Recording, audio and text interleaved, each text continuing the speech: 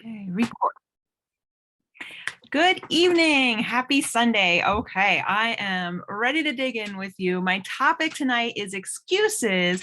And the reason we wanted to bring this topic on the heels of last week's tackling one specific goal was because we were pretty sure if you're human, if you're anything like me or, any kind of human species, you probably didn't set a goal last week to achieve something and do it perfectly from day one. So did anybody get a perfect score on their week of what they were looking to tackle? Do we have any unicorns out there that got it done 100%? No? Okay, so I'm not the only human. Okay, I'm glad about that. So just to kind of recap what we were focusing on last week, we were picking something in our health journey that we really wanted to tackle. And I checked in with everyone this morning and I got a lot of mixed responses. I got a lot of wins for the week that our crew was able to get more meal prepping done, get To Be Mindset videos watched, get tracking started, get more workouts in, get more shakes in. They did a lot of great things this week, and they even started some changes in their nutrition and got some things rolling. And then some things happened. Some of it was situations out of our control coming up and taking a little sideways turn emotionally. Some of the excuses that came up was, well, I'm doing good, I can treat myself, or I deserve it, I'm just going to have whatever I'm having now, and I'll make it up tomorrow. Some of the things that came up is just really not being able to hone in on one thing, or starting something different, or starting and getting a good run on the week, and then by Wednesday kind of letting life and work and everything that happens sweep us into their own direction and forget that we were working on achieving something. So first, I want to give a high five for showing up here tonight or watching this recording, because that is an action. And that's one of the tips that I have for you, is that taking action is the only thing that can cure when we are running into excuses. The only way to overcome excuses, the only way to overcome fear, the only way to move through an obstacle is just that: motion, action, one step forward. It doesn't have to be all or nothing. And so I want to encourage you that, be excited and feel good about the things that you did do. So let's, feel free to share it, put it in the chat. I know I got some of the ladies that aren't here felt more determined. They found that what helped them break through their normal excuses of depression or a lack of energy or just not kind of feeling like it is they felt that this week they had a different determination. They used that word determination. Another one was just really making time for me and able to put it forward helped me. And I feel so much happier and more balanced that I know I'm going to continue this. For me personally, my goal was working on sleep. I did make it to bed 3 times on time. And I did sleep 2 nights, 8 hours. So I made progress. I didn't make it all the way. I did not find a way to nap this week. So I know one of the recommendations with my work schedule and with our night meetings and things like that was to add napping in as a way I could improve my sleep. I did not find a way to add that in this week, but I did, like I said, I had those 3 days that I made it to bed and those 2 nights that I made it 8 hours. So I was excited about that. Did anybody have a win from the week, or how they felt when they did what they said they would, that they want to share with us before we move on? Teacher pause. Okay, I will keep going. It's okay. So I'm going to share my screen. I want to share first of all, I have a lot of graphics and pictures that I really, really love. I have been on this journey 6 years come next Monday. So y'all, I need a way to celebrate this. But I've been with our crew, with our team for 6 years come next Monday. And what I have found is whenever something speaks to me or whenever something makes me go, aha, is I save it to my phone and I save it as my favorite. So now I have over 1,000 photos in the favorite section of my phone. And I'm I'm constantly sharing them in private messages, in messenger thread, in groups. I can't tell you how often someone says something, I'm like, I have something for that because I used it when I needed it. So I'm going to share my screen here and in just a minute. And I want to preface this with sometimes what we need to hear the most, it hurts. It sucks. I can tell you, being on this journey for 6 years, with the intent to work on myself and help others and improve my health and my future and my life and take care of myself, I can tell you a lot of times the thing that I needed to hear, I heard and instantly rolled my eyes.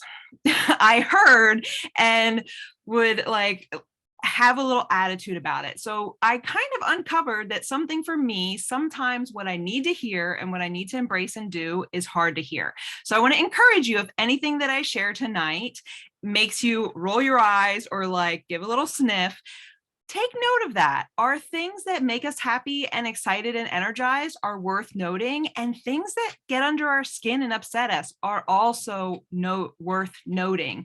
Why is it that it's upsetting? What is frustrating me about this? And is it something that I need to look at some time or address? So with that being the preface, I want to, desktop share. So, are you seeing my screen? Are you seeing this graphic here? Good, I got a thumbs up. Okay, perfect. So with that being the preface is, yes, sometimes it's hard to hear the things we need to. Also know that our life has different seasons. There can be really challenging things that we're going through. We can have life changes, whether it be work or relationship or relocation or health or major things that come up. So if it is something that makes you roll your eyes or have that need to hold on to for a minute, it's not necessarily something you need to address right now, and know what's going on in your season. You are not a machine. We are human beings. We live in action and doing. We are not machines, though. Our best looks different every single day. And this is one of my favorite reminders for me, that my best looks different every day.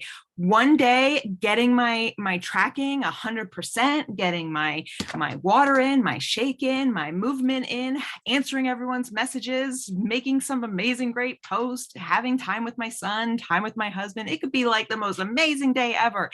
And that is my best. And it was amazing. And then sometimes my best is simply that I woke up and I had some water instead of going back to bed. And that was the best I had to give that day. So know what's going on in your life. Know what it is, and know that your best is going to look different every single day.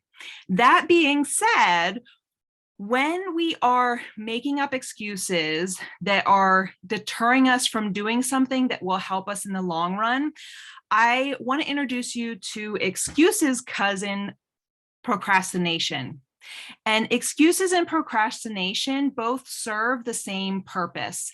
They are helping you deal with stress. They're a coping mechanism. Excuses give you a way out. They give you a way to deal with something that you're finding challenging. So heck to the yes, high five if you are trying to do something in your life that is challenging you, that you are wanting to revert from it.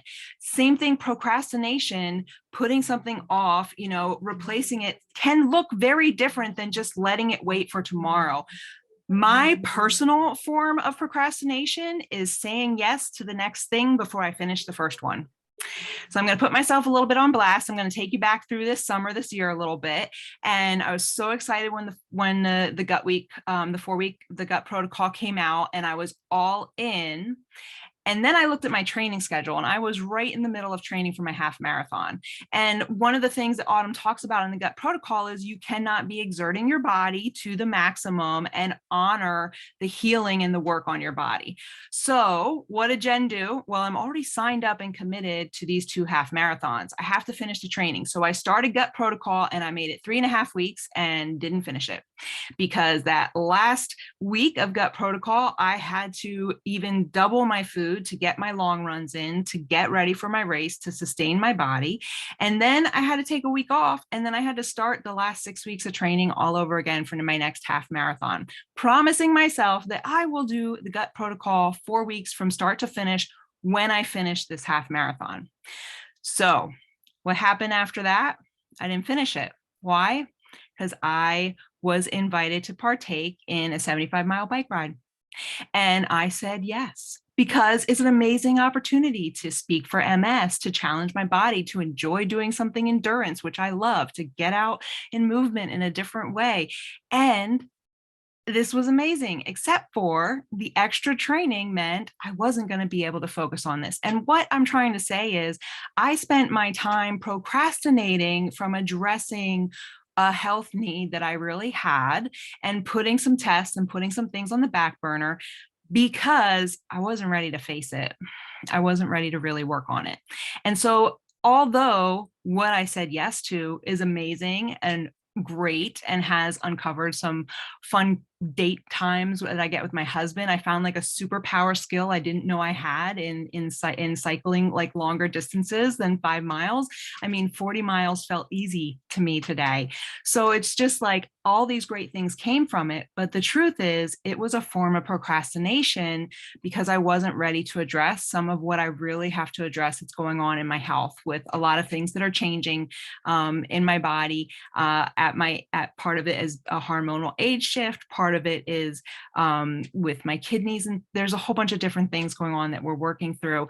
But I'm avoiding it by saying yes to other things. So mind, if you're someone like me who says they don't have time, I didn't have time, but I found a way to add 15 hours of bike cycling a week.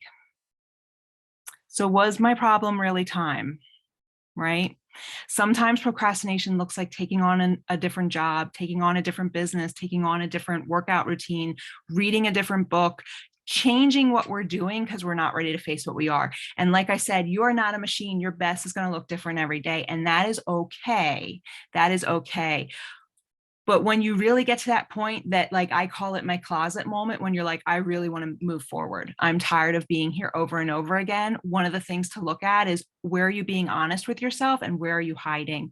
Where are you procrastinating? Where are you putting that excuse that makes it okay to not do the hard thing that you really need to uncover? Because it's whatever is that secret small thing in there, that's what's really keeping you from that next step. And kind of like along with that, so why do we end up saying yes to the next book, yes to the next business, the next program, the next thing before we finish what we're in? And that brings you to the emotional cycle of change. Let me see if I can get this big enough for you to see here.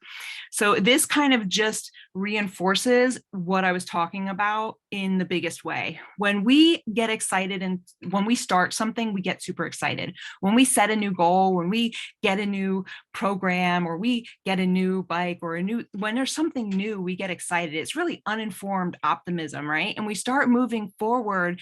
And at first it's like, well, we expect it to be a challenge because it's brand new, right? And we start moving forward and we start working on this. And then what happens is we start to have time elapse, and we start to realize, this is taking longer than I thought. I thought I would be down 100 pounds by now. I thought I would have a team of 50 people by now.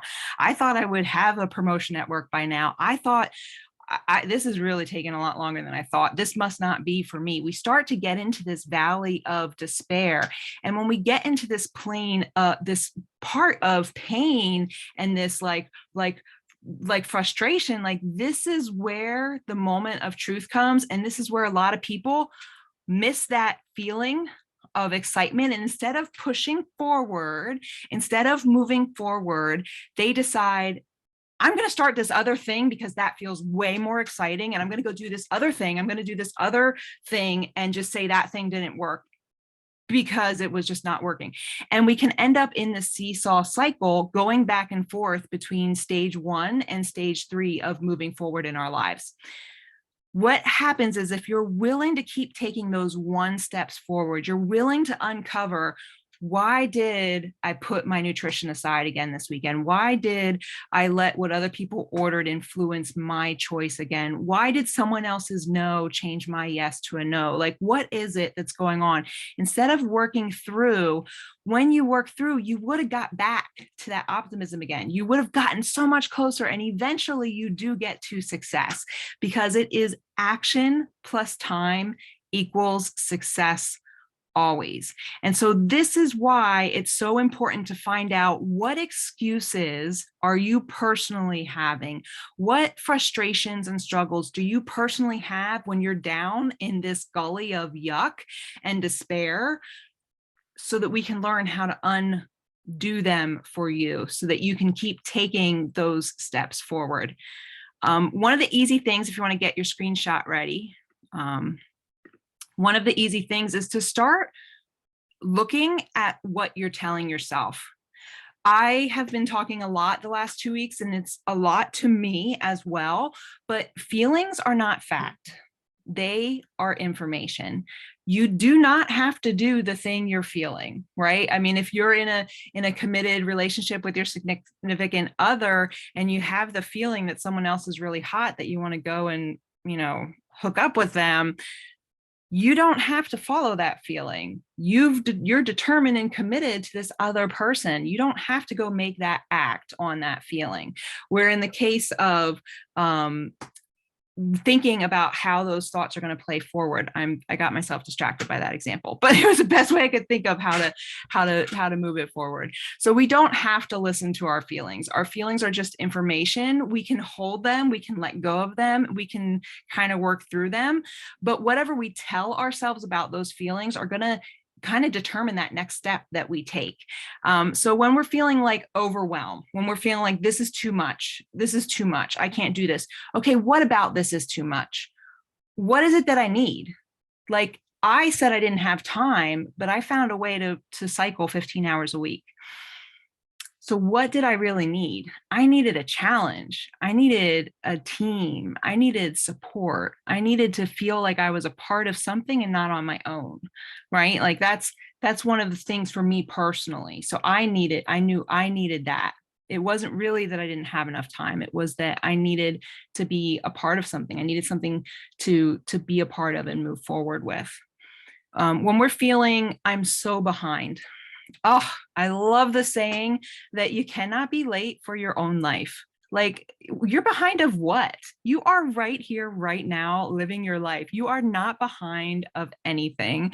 There is no dictionary or calendar anywhere that says Jennifer Susan Shade Hernandez needs to be financially free by December 1st, 2022, or it's done. There's nothing like that. I'm not so behind. What can I celebrate? This is why my good things jar is right on my counter in my kitchen. And I will reach my hand in there and I'll read some of those. I'll go through, I take screenshots when people send me messages that are really uplifting, that affirm what I'm trying to do and where I am. And I save them to a photo album that I have called a Book of Proof. And I'll go in that photo album and I'll look at some of those messages. I'll look at some of those smiles. I'll go scroll through a message thread or a group that's, has some conversations, and I'll go find some of those nuggets of things I can celebrate. Right here, I've got 1, 2, 3, 4, 5 other lives with me right now, investing their time with me on a Sunday evening. That is beautiful to me. That is beautiful to me. I thank you for that. So I am celebrating that. When we feel I messed up or I suck is a big one that I would say to myself. I suck. I messed up. Okay, what did I learn? What did I learn so I don't have to do this suck thing again? What did I learn so I don't have to mess up the same way again, right? And this isn't working. The first thing I like to ask myself when I say this isn't working is, okay, let's get real. Am I working it? Am I tracking my food? Am I being honest in my tracker? Am I watching my videos? Am I really doing it? Am I, having a community with those who are with me? Am I reaching out to others? Am I asking my coach for help? Am I sharing my tracker with my coach? Am I really doing this? And if I am really doing this, then I go watch Alana's video where she reminds me that it can just be a little tweak. Look back over 30 days, and I bet there's progress you're not even counting. And you can just retrack, retreat, you can just take that next little step forward. And what small tweak can I try? Maybe I've been doing a weight program and weights aren't working for me. Maybe I need to do the dance program, or let me look through my tracker, or let me look through my photo album. I love looking through my photo album and seeing what foods I was eating or what things that I was doing differently, and say, I need to incorporate that again.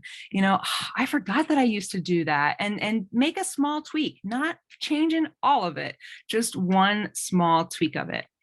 Okay, so I'm gonna stop sharing and come back to us. So we're in our final 5 minutes.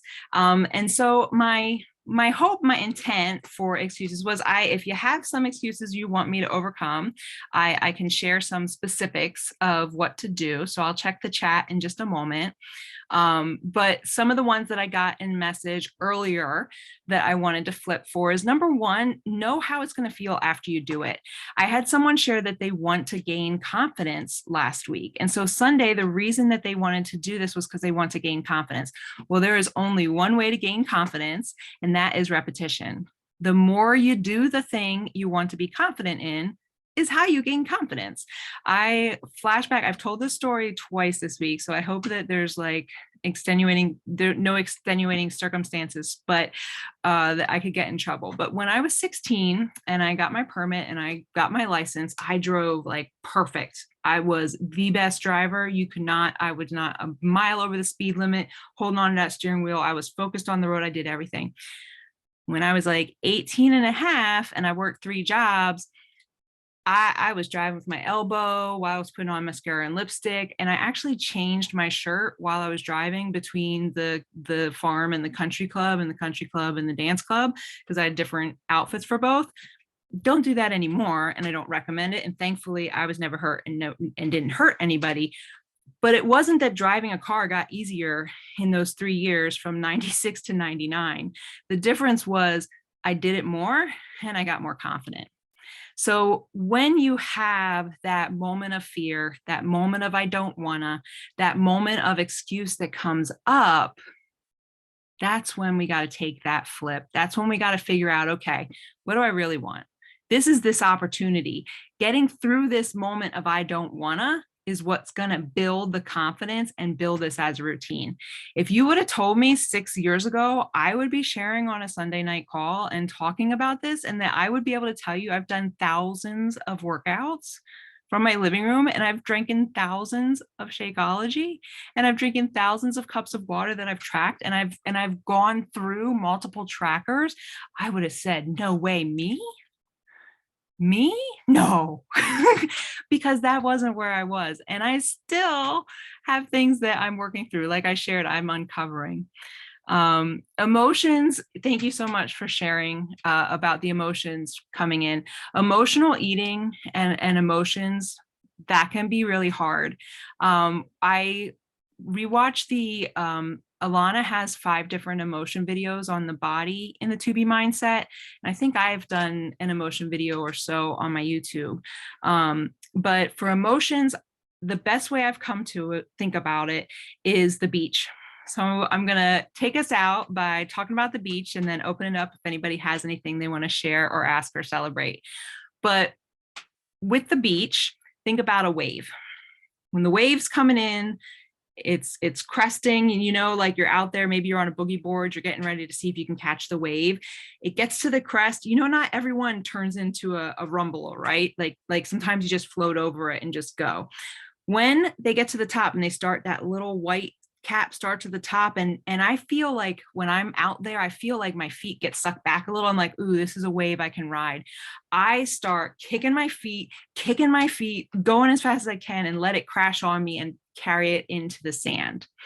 So what happens is you rode the wave. The same thing happens with emotions and cravings when it comes to eating. A lot of times we give in at that crest, at that top, right when it's at its heaviest. And it's like, I can't take it anymore. I'm just going to go eat those cookies. I'm going to eat them all. And I'm going to eat 5 of them. I'm going to eat 10. I'm going to eat the whole thing so they're out of the house. And I'm just going to finish them. Right? Am I the only finisher? Like, that's my nickname, is the finisher. my family calls me the finisher. But it's right at that crest when we give in. If that feeling starts coming to you, I want you to picture yourself on a boogie board, getting ready to ride the wave, and know that just as it went up and it's feeling super intense right now, you can ride that down. You can ride that down. And kind of along with the lines of the menstrual eating, I get that. I get very specific cravings and changes. And I get my cycle twice a month right now. So it's super fun. And what I personally have found for that is knowing that it's coming. And that's where the tracking really helps me. And I found that I'm less likely to have those sugar and those extra silly carb cravings if I'm well fed and well rested and drink my water. So if that's kind of like the first thing that I do for myself. Oh my gosh. Okay. So we've got 2 minutes left, and we've got our friends who are taking over at 9 p.m. Eastern, 6 p.m. Pacific for the business side. Before I hit and stop recording and jump off, does anybody have one last thing they wanted to ask or share or shout out? No? Okay. Well, all in love. I hope this was helpful. I'll add the recording in, and I'm happy to have any private conversations if something I said sparked anything for you. And have a wonderful Sunday night. Here we go. Bye.